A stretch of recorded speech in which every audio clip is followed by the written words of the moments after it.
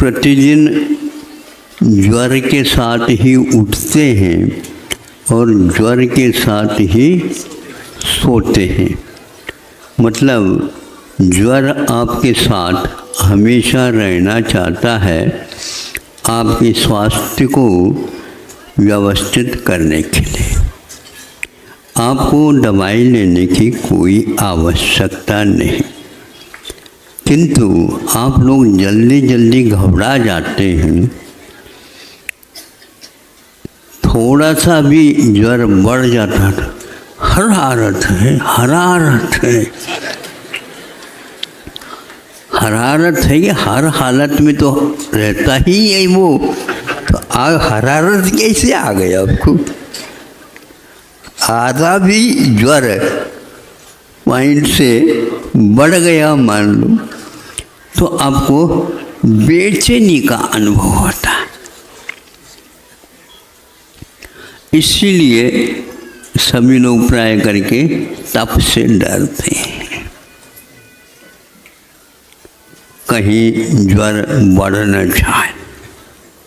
नहीं, थोड़ा सा भी ज्वर यदि मान लो कम हो जाता है, आज क्या आज पहले जो वार था वही आज आया है, कल भी उसको आज का आगे का रहना है।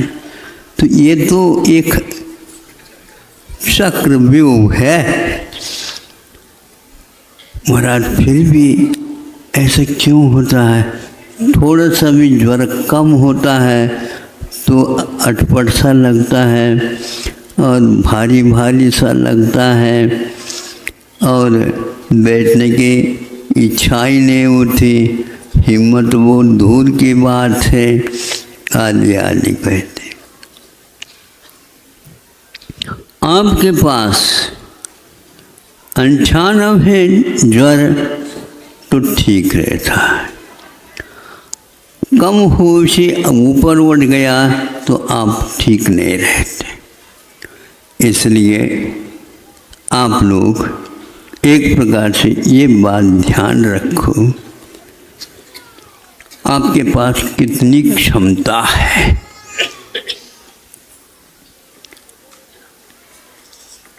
सबसे लगभग सोने से भी भारी पदार्थ, खनिज पदार्थ पारा माना जाता है ना। पारा के बारे में आज जो है ये लोग जानने लगे हैं। ये तो एक लेख पढ़ा था और उसमें लिखा कि आदिम काल से ही पारा एक ऐसी वस्तु है जो एक प्रकार से विष का काम करती है। और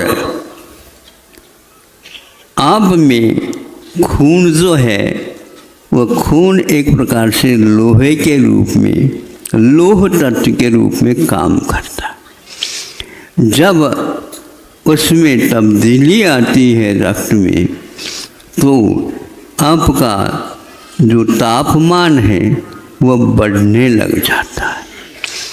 बढ़ने लग जाता है तो उस अवस्था में भी आप, बढ़ते हुए अवस्था में भी उस तापमान को जब नापते हैं तो इतना बड़ा, लेकिन तापमान तो बाद में अनुमान का विषय बनेगा, किंतु सर्वप्रथम उस थर्मामीटर में, ज्वर नापक यंत्र में वह पारा अपने स्थान को छोड़ करके ऊपर चढ़ रहा है।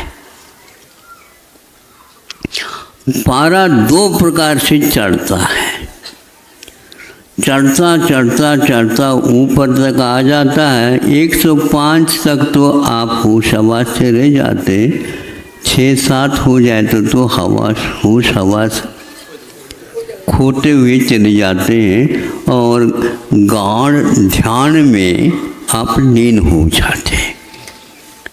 किसी की पहचान अब नहीं रहती, कषाय शांत हो जाता।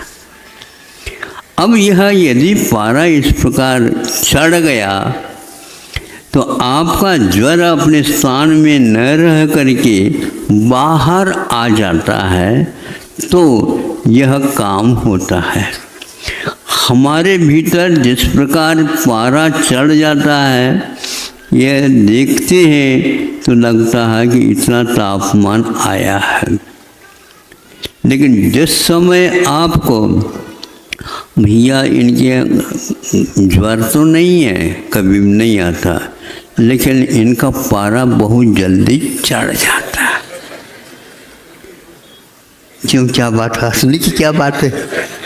पहले भी ज्वर नाप रहे थे और इस समय में भी ज्वर नापा जा रहा है। इसलिए कितना तापमान बढ़ता होगा आप ही देख लो, नहीं समझे?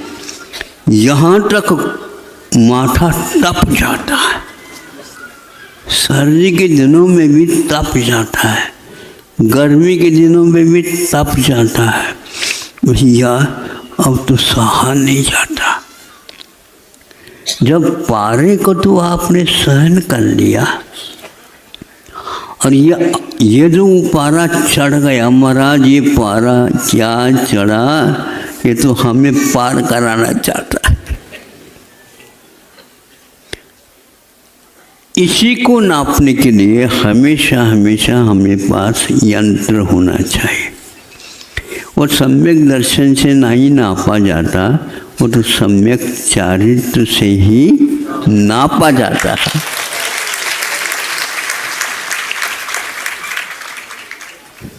घानी में पेलने के उपरांत भी उसका पारा नहीं चढ़ा, वैरी के प्रति भी वह वैर भाव नहीं किया। ये तो हमारे पूर्व जन्म का कर्म है, जो आज हमारी परीक्षा लेने के लिए आया, परीक्षा में देने के लिए तैयार। और जब तक यह प्राण इस घट में रहेंगे, तब तक मैं इसको छोड़ूंगा नहीं। उनका पारा चढ़ा क्यों नहीं? बोलो आप, कैसे वैद्य हो, हैं? हाँ, तो ये इतना तुम नहीं कहना चाह रहा हूँ। जिस समय नाड़ी वैद्य आते हैं और देखते हैं, ये पारा तो पकड़ में आ ही जाता है, इनकी हलचली क्रोध की कितनी है, तो वह भी इस नाड़ी परीक्षा में आ जाता है।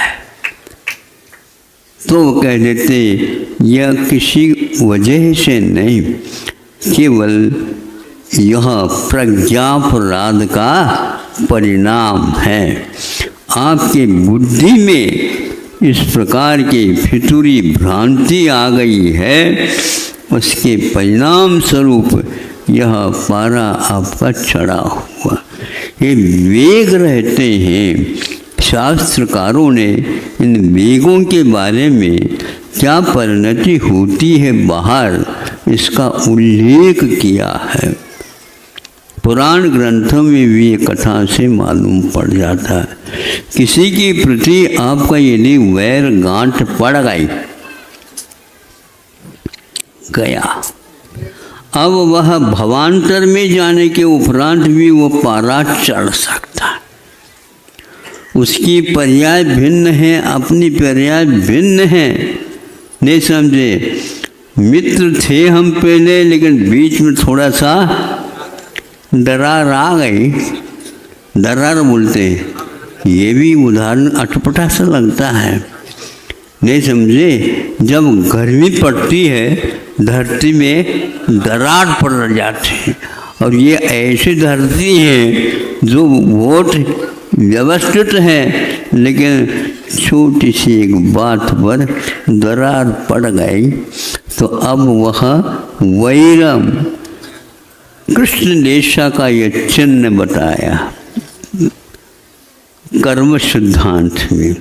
समझ में आ गया? ये कृष्ण देशा क्या है? कृष्ण देशा क्रुद्ध काला सर्प, और वह भी फनादार, फुस कर दे तो सामने के प्राण फुस हो जाए, ऐसी क्षमता है। लेकिन वह यदि फुस नहीं करता है तो आपको कुछ भी नहीं होता। ऐसे 5 क्षमता होने के उपरांत में दग्ध करने की क्षमता भी रहती है रिद्धिधारी मुनि महाराज के पास। विष चढ़ाने की क्षमता भी रिद्धिधारी मुनि महाराज के